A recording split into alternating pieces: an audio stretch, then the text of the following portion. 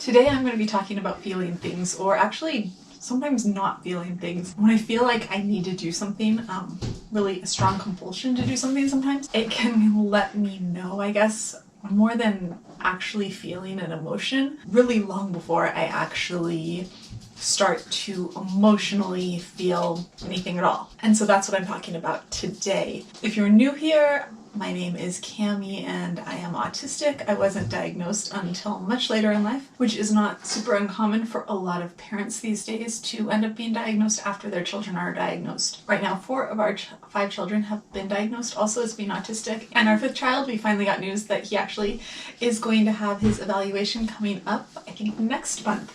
So that's kind of exciting. He was supposed to be evaluated back in March, but the whole coronavirus thing pushed that back.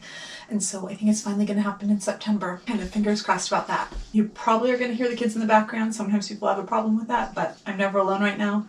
And looks like I'm probably not going to be alone for a really long time because we're doing online schooling. It's Saturday and Paul's at work. And honestly, with the way sleep schedules have been lately, there's no guarantee that anyone's even going to be going to sleep. There are so many stereotypes about autism and emotions. And when you see autistic people portrayed on TV, we're usually portrayed like robots who lack empathy, and honestly, in my experience with the people that I know, with my family, that couldn't be farther from the truth. From the very beginning, I would say that was one of the things that threw me off when Maggie was diagnosed, because I had heard these stereotypes, and Maggie was the first little kid who, even when she was tiny and she was nonverbal, if she saw me upset, she would come over and touch my face and she'd be trying to figure out what was going on. Are there autistic people that don't feel empathy?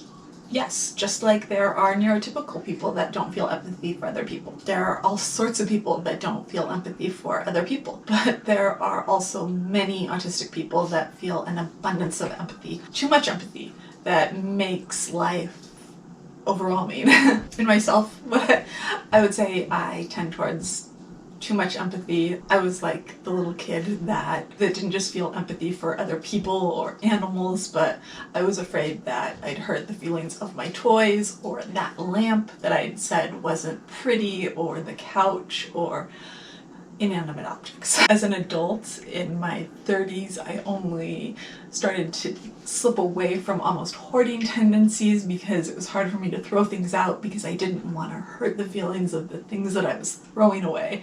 And I finally gotten past that, but it took probably like a good solid 12 years into my adult life before I was finally like, yeah, I can just throw things away. They don't have feelings. Or yeah, I can just donate things. Things don't have feelings, Cami. That's not exactly what I'm talking about today. Today I'm talking about feelings. I never thought that I didn't feel feelings appropriately or normally. Maybe not exactly what would be considered normally. And by normally, I mean like most other people. I never questioned that I felt. I knew that I thought differently than most other people because when I'd read things in classes, I knew that I perceived them differently from everyone else in my classes. But I thought that I felt things the same way. I knew that I was often described as cold by other people, but I thought that was just because I was shy, and I knew that I was shy, so that didn't really bother me either. I just thought those people are wrong. They just don't know me. Because I knew that I felt happy when I was happy, sad when I'm sad, angry when I'm angry.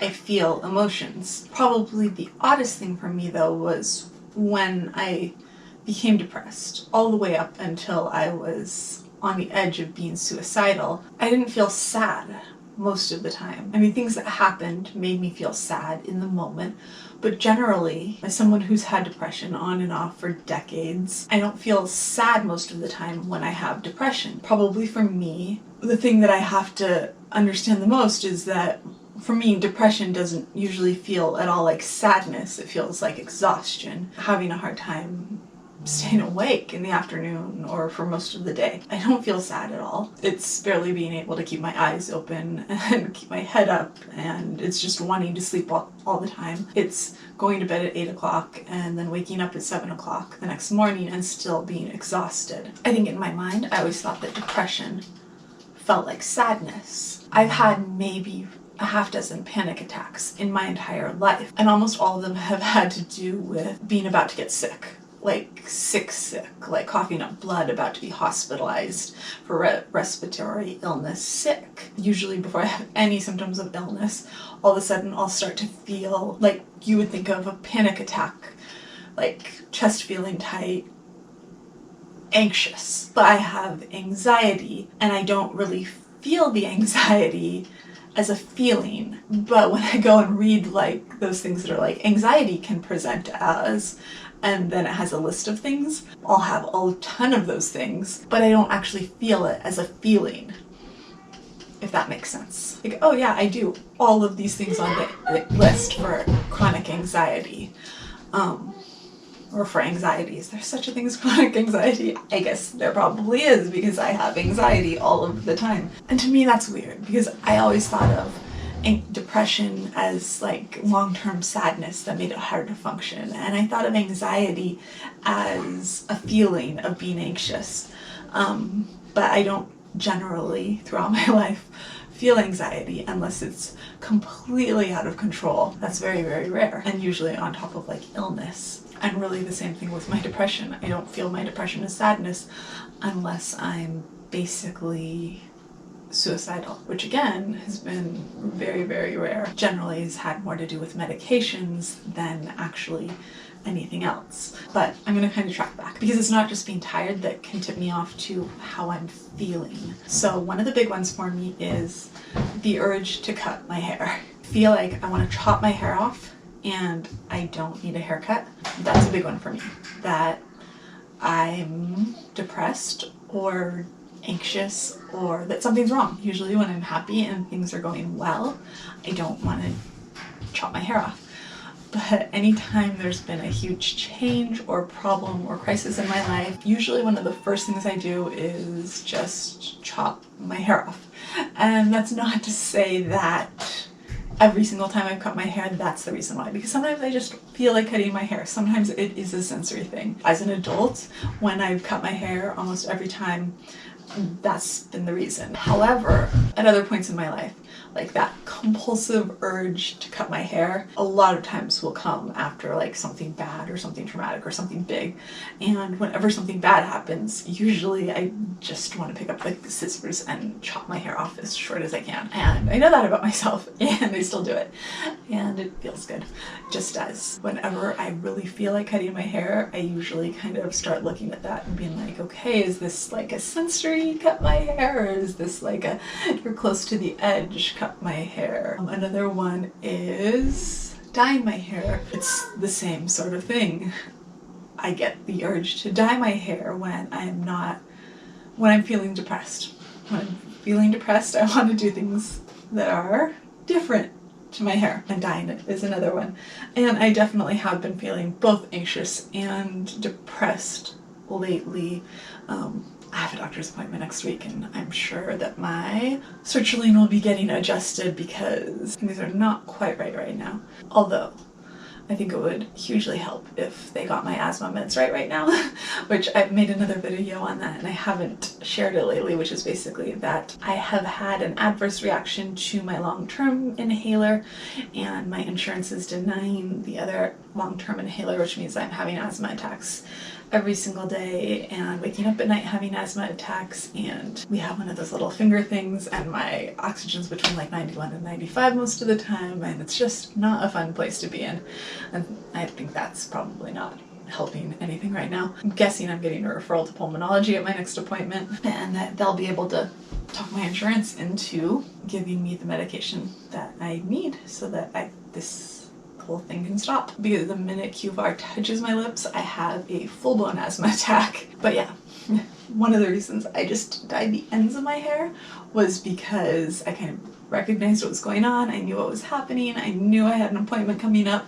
I knew that I was probably gonna have my meds adjusted, and I was like, just the ends. I need a haircut anyways.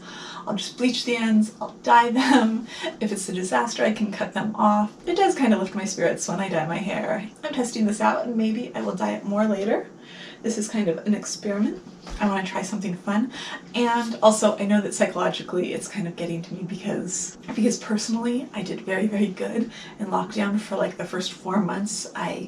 It was like a very nice vacation from all the driving and all the stress of our lives before. But I am a little bit stressed about the idea of online school and how this is going to work out going forward, starting with Makey and Tessie and just doing a good job for everybody, making this work. And my stress level is definitely a lot higher going into this new semester. I've been doing this since March. It's mid-August now, so March, April, May, June, July, August. For the first time since this whole thing started, I definitely feel like just kind of the exhaustion and the stress of everything finally caught up with me. For me, I don't know. It's hard for me, I think, to tell the difference between depression and burnout. So I only learned this year that it's a trauma response to keep busy, and I think that's, in a way, that's something that I definitely do. I have dealt with a lot just in the last couple decades by just going and going and going and going and going. And in the past, I at least had the knowledge that the kids would go to school during the day and at least there was like a little wiggle room for breaks, even though I was always working on my own personal projects.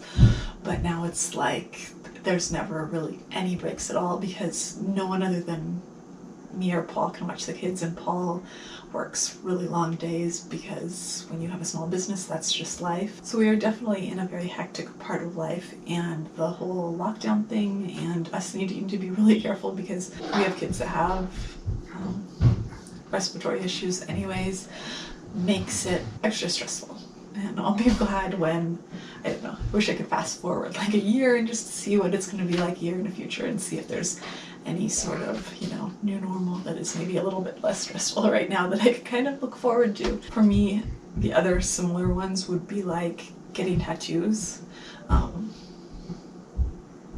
turn this off if you're watching. I know you don't watch these anyway. My mom doesn't like to watch my videos.